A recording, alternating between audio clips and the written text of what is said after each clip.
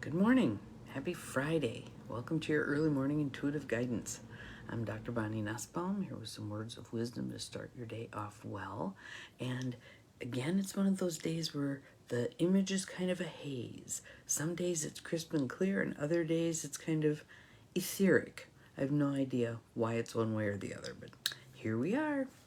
So, hope you all are tying up a good week here, and we'll set the stage for the weekend to come a little bit. Good morning to whomever's popping on. Again, the comments thing is not doing its thing, so we'll see. When I went back in yesterday after the fact, then the comments were there. So in the moment, I may have no option in terms of communicating with y'all because there are no comments. And again, it was my regular peeps who were there, the Practical Rebels, yesterday. But I assume the same for today. There appear to be 4 of you here. So just can't see anything you write at the moment, but I will be able to see it when I go back in for comments. So let's start a little bit of tapping and some breath. In through the nose, out through the mouth. Let your shoulders drop. In through the nose, expanding out through the mouth, relaxing. In through the nose, inspiration, which fits with today's card, and exhaling. One more. In through the nose, out through the mouth. So, we have a card from Earth Magic today by Stephen D. Farmer.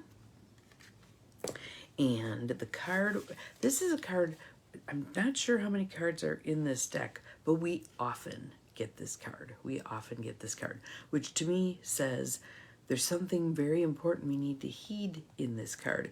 And it doesn't have to be a big elaborate thing. It can be a small nod to this approach. So our card is Ceremony, Invocation. So first let me read, and then when it's talking about the picture, I'll pick it back up so you can see the aspects of it. Ceremony, Invocation. It is in sacred ceremony that we have one of our greatest opportunities to experience communion with Source, capital S. One where the perceived dualities of both heaven and earth merge into an experience of the divine. How many of us have had some of those experiences of the divine? Oftentimes in nature. That seems to be a very thin, open place. Through the use of sacred pieces that have become imbued with spiritual significance, we bring forth ceremony catalyzed by clear intention and preparation. Welcome to those of you who are popping on. Again, the comments are not working, so I'm not sure who's all here or what you're saying, but I will answer you when I post this, and then I can see things in the feed. Sacred ceremony is prayer in action. Hear that again. I like that. Sacred ceremony is prayer in action. In this image, a woman kneels before an altar where a number of crystals are placed, light emanating from her hands. We see incense burning. Snake spirit, right under my finger here, snake spirit rests nearby. Let's see. And various ethereal beings appear in the wispy shroud of light around her head. I'll move it a little closer. There we go. All the while, the tapestry upon which she sits appears to be on fire, symbolizing the fiery passion brought on by the intense focus of spirit that has been invoked for this ceremony. Calling spirit forth in this way facilitates a direct and heartfelt sense of relatedness to Source. So now here's the part that's speaking directly to us. And just notice, I'm going to grab a drink here, just notice how it sits with you. What stands out? It was interesting, sitting and standing. Okay. Whether through indifference, depression, life crisis, or any other manifestation of mental, emotional, or physical blockage, you have drifted from the intimacy with Spirit for which you yearn. It is important to do what you can to regain an experience of spiritual power that is contained within you and all around you. Now, again, some people are uncomfortable with that word power, but by power, we mean that power within and that power to effect change, the power to foster wisdom. It's not power over, it's not abusive power. That's not what we're talking about. Do so by conducting a ceremony, one that involves not only spirit, but also material objects that you consider sacred. How many of us have something that we carry with us that represents something else? That's then a sacred object, whatever it is.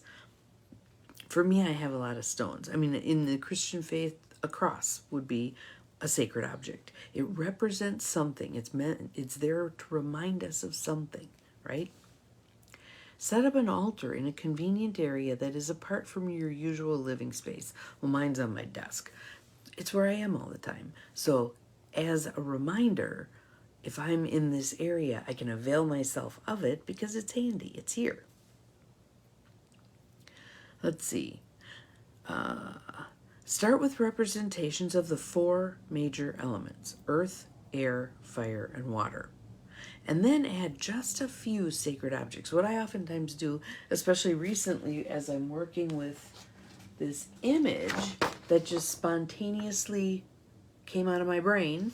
So it's an archway with a pyramid, a crystal, and a key. And then there's this long pathway leading to a clearing.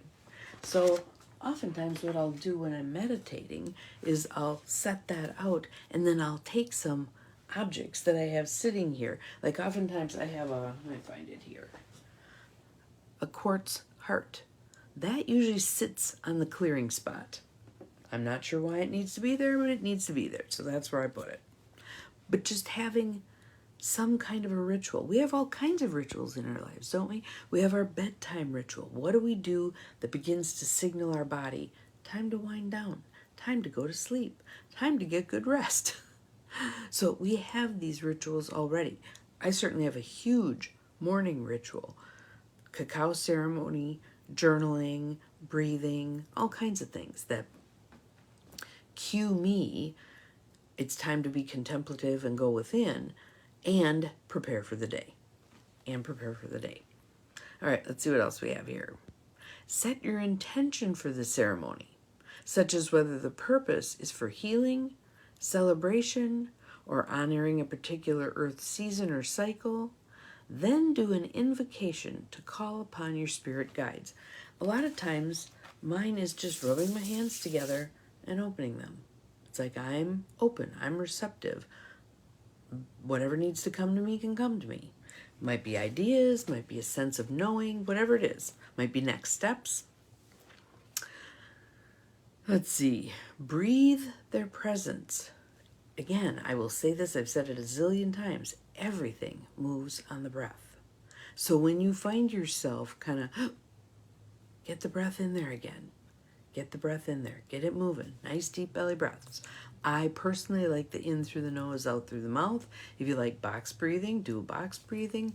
Whatever works for you. But mindful of your breath. What a gift. What a gift. Okay, let's see here.